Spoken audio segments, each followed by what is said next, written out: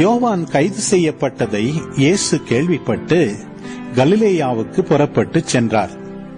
அவர் நாசரேத்தை விட்டு அகன்று செபுலோன், நப்தலி ஆகிய இடங்களின் எல்லையில் கடலோரமாய் அமைந்திருந்த கப்பர்நாகுமுக்கு சென்று குடியிருந்தார்.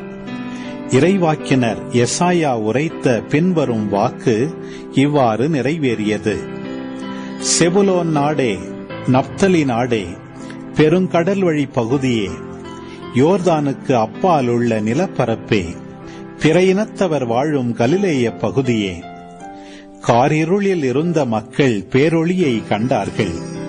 சாவின் நிழல் சூழ்ந்துள்ள நாட்டில் குடியிருப்போர் மேல் சுடரொளி உதித்துள்ளது. அது முதல் இயேசு, மனம் மாறுங்கள், ஏனெனில் விண்ணரசு நெருங்கி வந்துவிட்டது என பறைசாற்றத் தொடங்கினார்.